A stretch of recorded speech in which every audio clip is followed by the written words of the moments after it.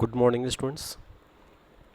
Today we are going to begin a new chapter in Snapshots textbook.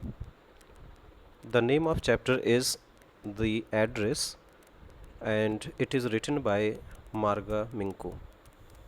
So, dear students, let us begin introduction of the lesson The Address. The story is about the human predicament. Predicament means that sad situation that follows the pre-war and post-war period. Mrs. S, who was a Jew, was a rich lady, whereas Mrs. Dorling was non-Jews, the girl daughter of Mrs. S, had lost her house and her mother during the war, and now she had decided to come back to take her possessions from Mrs. Dorling, an acquaintance. Acquaintance means familiar, whose address was given by her mother years ago. When she reached the house, the woman treated her with a cold reception and didn't let her into the house.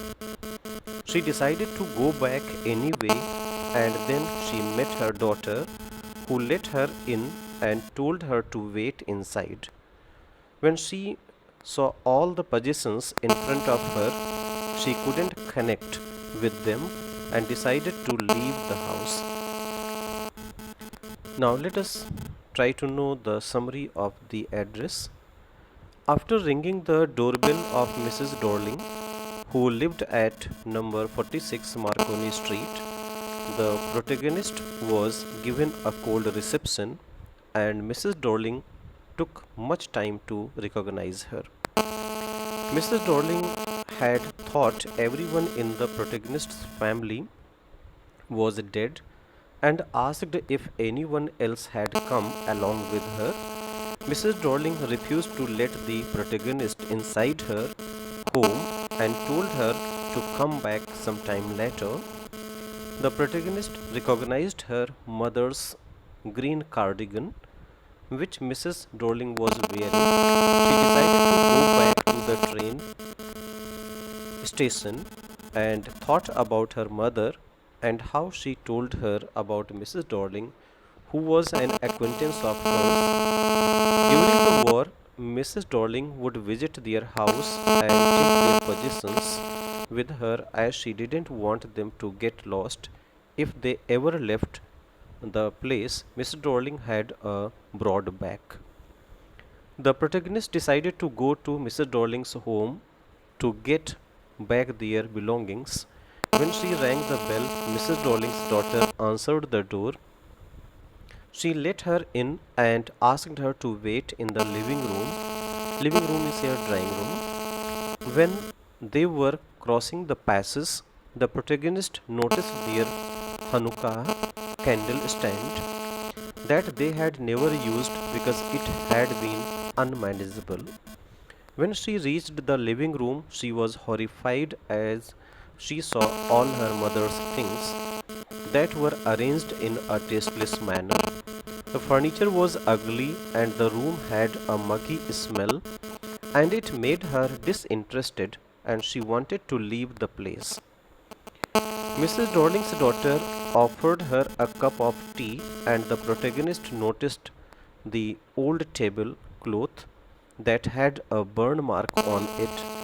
When the girl was showing her the silver fork and spoons that actually belonged to the protagonist, she jumped up and walked out of the house. She decided not to visit the place again as it brought back memories of the past, and hence she decided to forget the address. Dear students, let us begin the lesson and its explanation line by line. The first para begins, do you still know me? I asked. I means here the author, the narrator Marga Minko.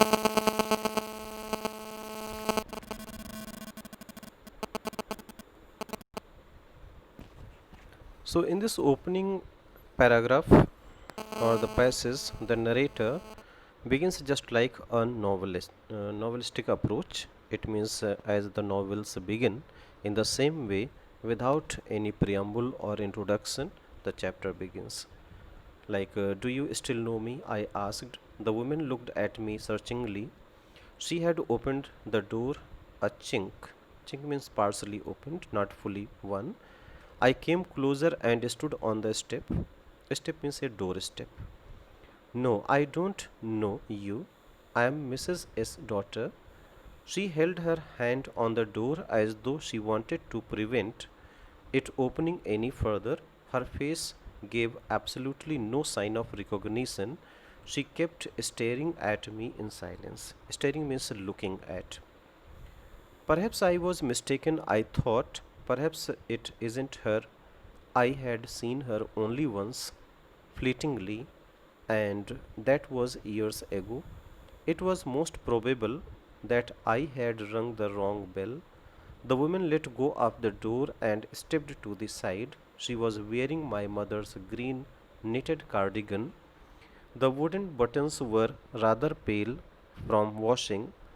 She saw that I was looking at the cardigan and half hid herself again behind the door, but I knew now that I was right. Some meanings are: chink means narrow opening, fleetingly means for a short time. So let us have the explanation of the above passage. The protagonist asked the woman, protagonist means the person who is in a lead role of the chapter or the story. The protagonist asked the woman standing at the door if she still knew her. The lady had opened the door a little. The protagonist came closer to the door and stood there.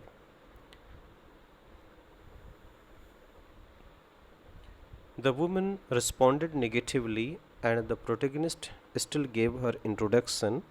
She said she was Mrs. S. daughter, Mrs. S. the author's mother. The woman had held the door tightly as she didn't want her to enter the house. She kept staring at the protagonist, though she couldn't recognize her. The protagonist thought maybe she had come to the wrong house. She had seen the woman only for a short time years ago. The woman was answered. The door stepped aside and let go of the door. The protagonist recognized her mother's green knitted cardigan that the woman was wearing. The wooden buttons had become pale because of the washing. The woman noticed the protagonist looking at the cardigan. She hid behind the door. Now the protagonist knew she had come to the right house. Further lines from the textbook are: well, you knew my mother, I asked. Have you come back? Said the woman. I thought that no one had come back, only me. A door opened and closed in the passage behind her. A musty smell emerged. I regret I cannot do anything for you. I have come here especially on the train. I wanted to talk to you for a moment. It is not convenient for me now, said the woman. I can't see you another time. She nodded and cautiously closed the door as though no one inside the house should be disturbed. I stood where I was on the step. The curtain in front of the bay window moved. Someone stared at me and would then have asked what I wanted. Oh, nothing. The woman would have said it was nothing. Musty means here stale. Let us have the explanation of the above passage. The protagonist asked the woman about her mother. The woman asked her if she had come back. She replied only to her, and no one else came with her. The woman opened the door and a passage was behind her. A stale smell occurred all over. The woman told her that she could not do anything for her. The protagonist told her that she had come from far place on the train. just to talk to her.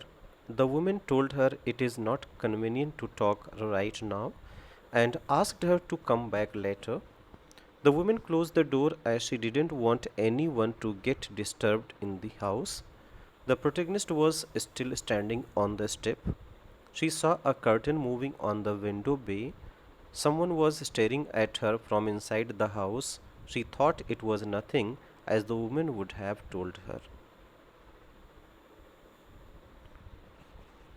Dear students, further explanations will be made in the next lectures, in the next turn. Thank you.